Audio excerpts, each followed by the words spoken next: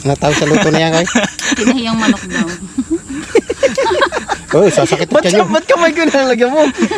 Uy, hindi pwede pagtawanan ng pagkain. Sasakit dyan yun yan. Yung kamay niya yung pinakita ko namin, yung kamay ni Makoy. Huwag na pagtawa. yung Makoy. Ba't kasi yung kamay ko?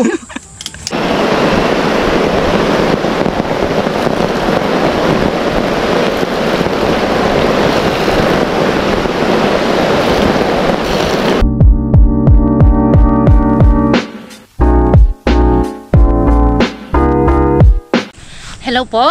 Welcome po sa DN Rhea Campsite Review. Ang campsite na i-review natin ngayon ay Camp Hayatus na matatagpuan sa Barangay Kayabu, Tanay Rizal.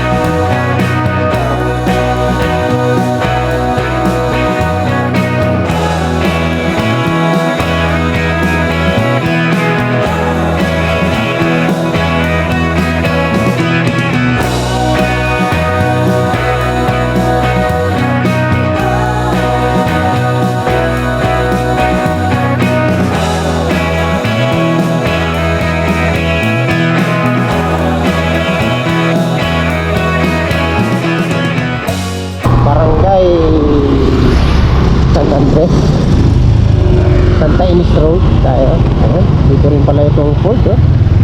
Kanina pa natin siya susundan.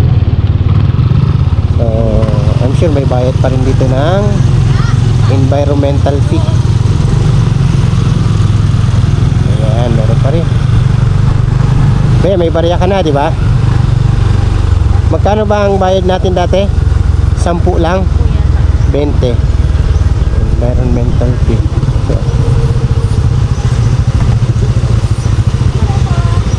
kakaway lang. Hello po, by entrance lang po tayong contest, sir. Promotor lang po.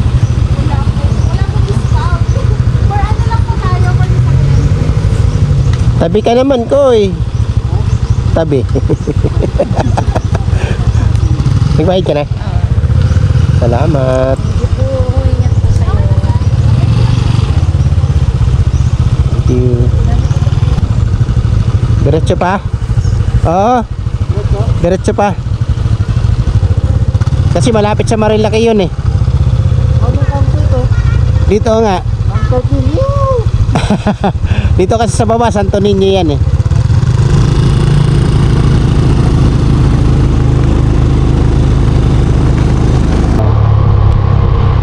Dito na. Kakanan na dito. Camp Hayatus. This way. Kanila yan. The Preserve Empire Dragon. Dito rin. Ayan. Dito rin sila. Mga malalaking campsite dito. May dadaan ko eh. Dahan-dahan. Oo.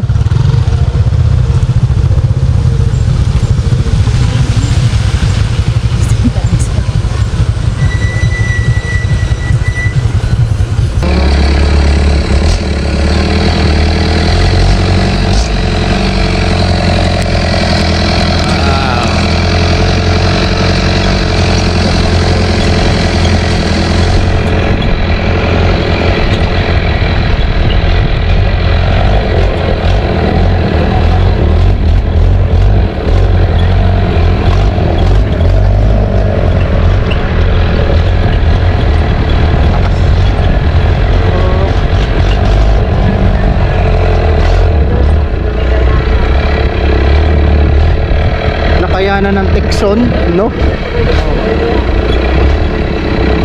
Camp Hayatus din daw yata eh. Sabay natin. Oh, sa kanila rin yata ito eh. Ayan. Uy, napalabang kami dito sa 4x4. Pinagbabawal na technique. Alam ko Marilaki. Camp yan. Ay, iba pa. Empire Dragon pala yan. Sa una, nadaanan pala natin. Oh, wow. Camp Hayatus. Camp Cactus. Ano? Camp cactus.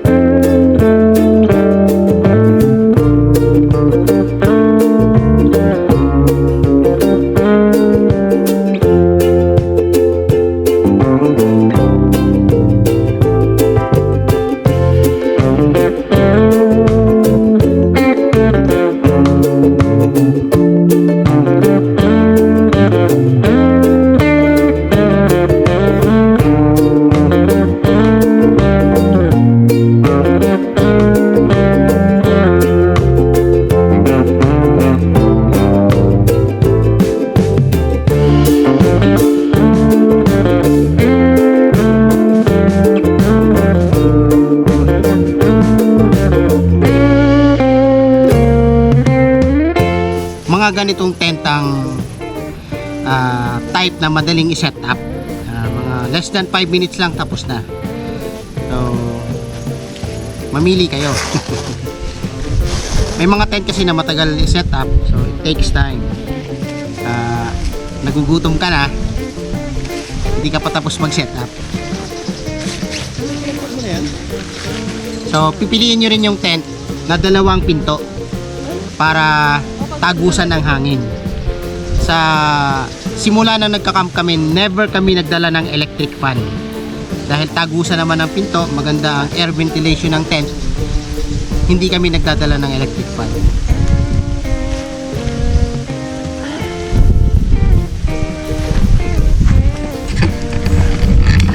Ay, may bago. Kaya pala pinapagpag dito pa talaga. Ang ganda, ha?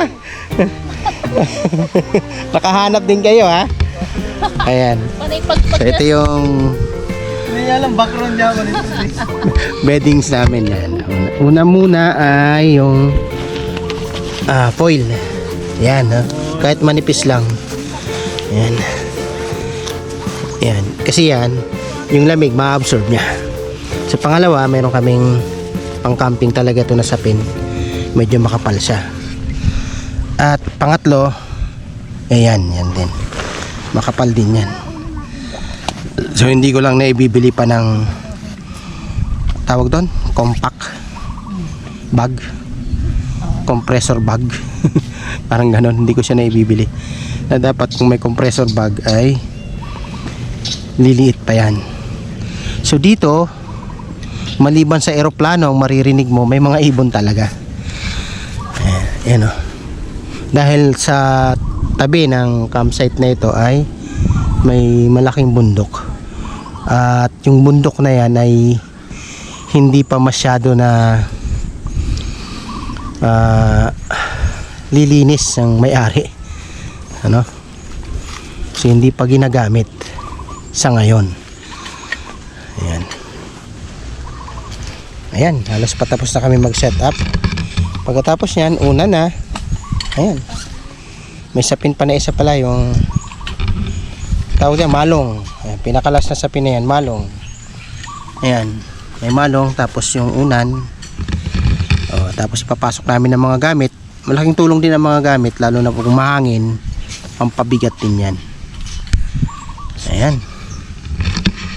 Maglalagay na tayo ng tarp.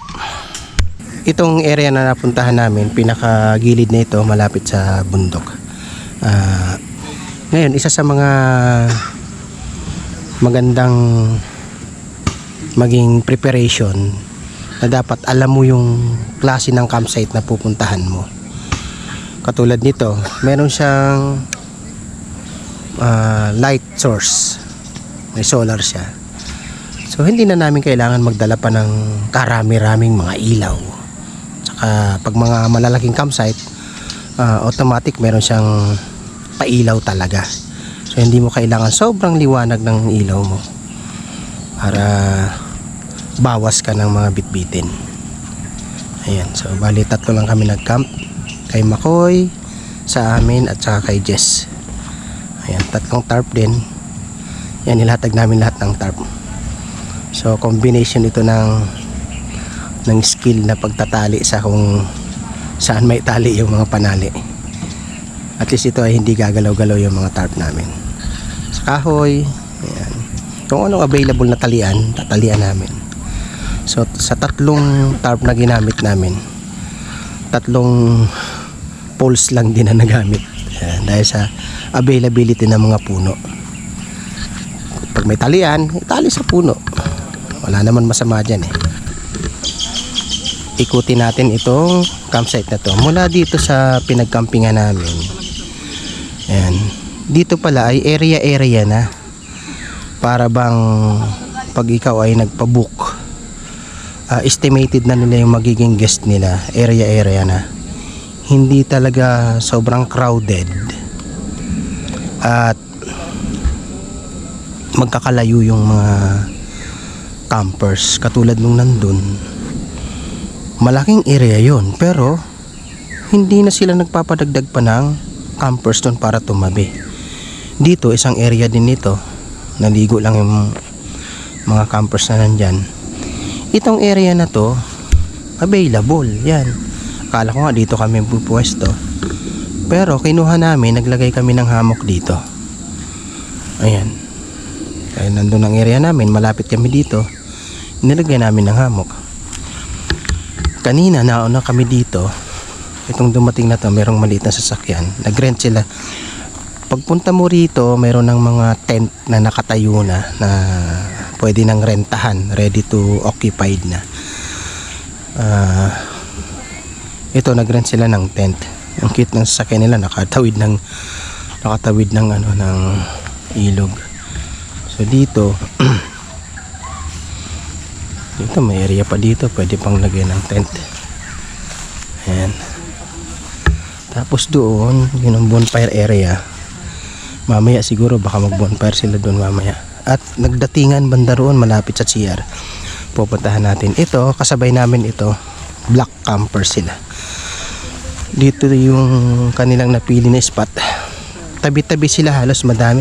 Dalawang sasakyan nito eh kanina, nakasabayan namin. Ayan, parang lahat sila nandyan lang sa isang area. Kung tutusin, mayroon pang espasyo dyan, pero hindi na pinapa-occupied ng mga staff nila. Yan, tingnan natin, ito ang bonfire area nila. Dito sa Hiatos, Camp Hiatos, sulit kahit saan pwede ka maglatag ng tent. Napakapatag ng mga tent pitching area. Ito pala yung bonfire area nila. Yan, parang naka-ideal talaga dito, nagbo-bonfire sila. Malawak, so mayroong activity, maraming tao, pwede magdagdag ng upuan dito. Wala naman naglalatag ng tent. Ayan, nandun yung CR nila banda roon, nandun din yung A-frame house nila na malaki, nag-iisa lang yun.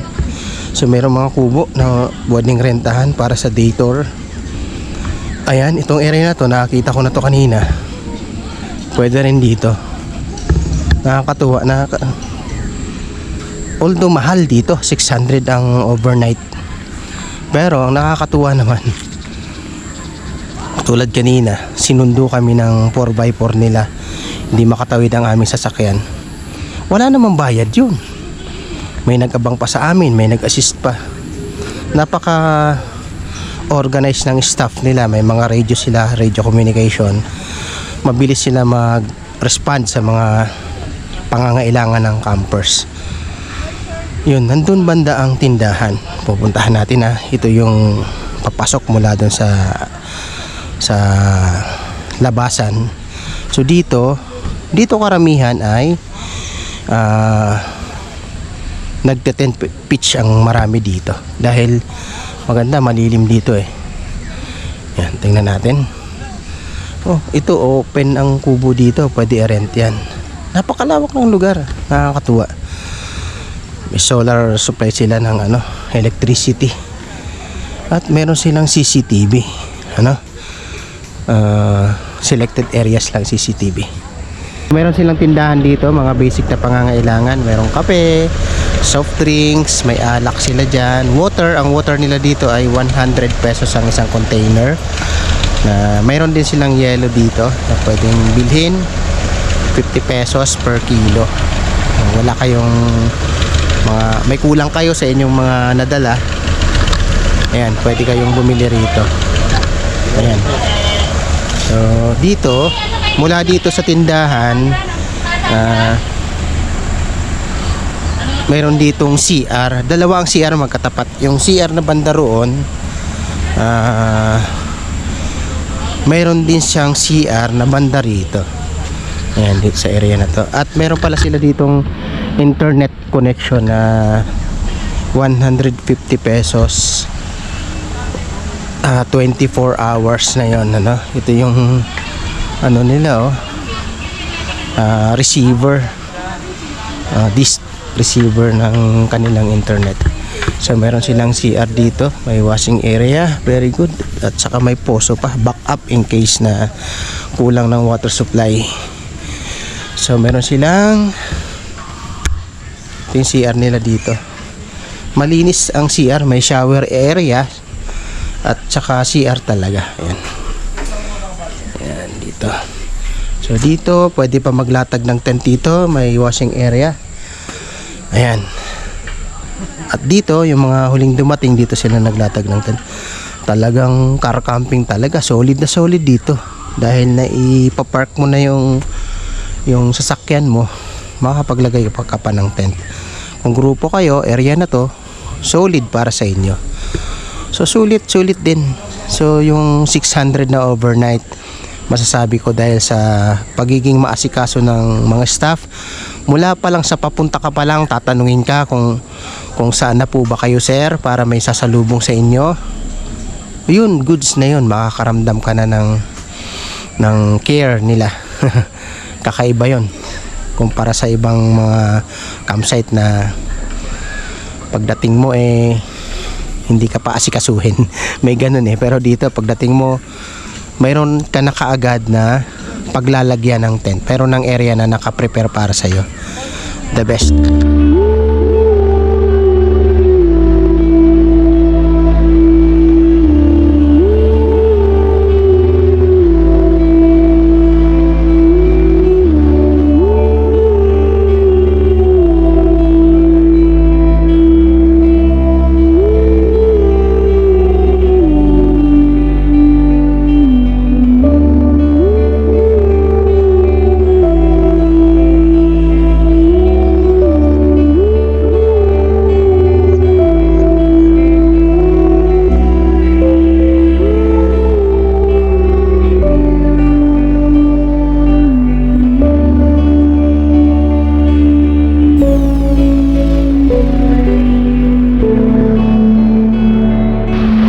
Dito sa Camp Hayatus, walang problema sa tubig.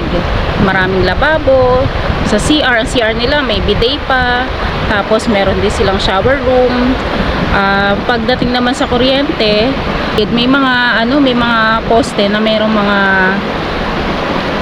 ilaw, mga solar na ilaw. Kaya maliwanag din ang campsite. Ang internet naman, pwede kayong magpa-connect, 150. Buong buong stay mo na yon, yung 150 na yon.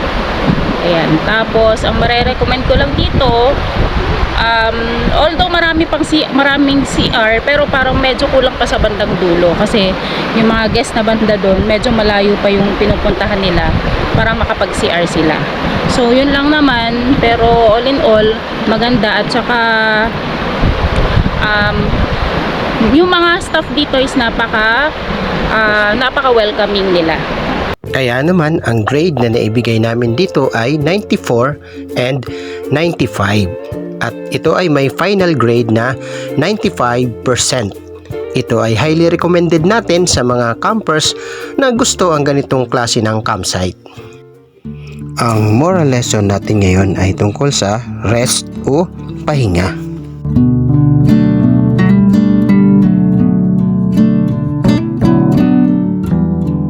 Maaaring napapagod ka na, hindi mo lang sinasabi. Maaaring gusto mo nang magpahinga pero hindi mo magawa. Marami ka pang gustong tapusin. Marami ka pang gustong puntahan. At marami ka pang gustong balikan. Hindi pa ba sapat ang mga bagay na ginawa mo para sa kanila? Bakit kadalasan ikaw pa ang hinahanapan ng pagkukulang? Hindi nila alam na kahit sarili mong mundo ay hindi mo napunan. Hindi ka nakarating dahil pinauna mo sila. Hindi ka nagkaroon dahil binigay mo sa kanila. Tao ka lang, napapagod. Sana maalala ka rin nila na kahit ngayon, ikaw ay namamaalam upang magpahinga. Yan po ang moral lesson na natutunan namin sa campsite na ito. Maraming salamat po sa mga bagong subscriber at shoutout sa mga patuloy na sumusuporta sa DN Rhea Campsite Review. Shoutout din po sa nag-sponsor sa camping namin na si Sir Paul ng Ride and Wonder. Maraming salamat po sa inyo. Abangan nyo pa po ang marami pang campsite review na aming gagawin. Maraming salamat po. Kaya naman, let's get closer to nature. Let's camp!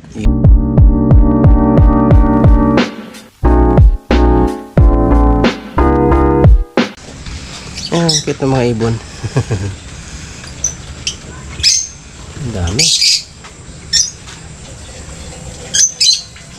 Colorful. Oh. Kanya-kanyang bahay. Nagliligpit na kami, inabot ang ulan. Yan.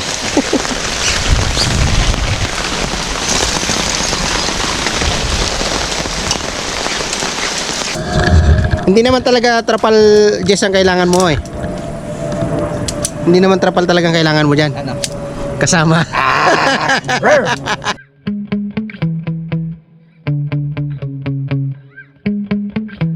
Yeah. Sometimes I get so mad, there's no controlling me. My thoughts get so bad, I'm like, I might grab a bat, I don't know. My wrath, my blood boils over like, oh God, here goes. I lost all feeling from my head to my toes. You said some shit that I can't let go, so just stay tuned for the rest of the show. So have you ever felt betrayed? Switches how you see things, realize something needs change.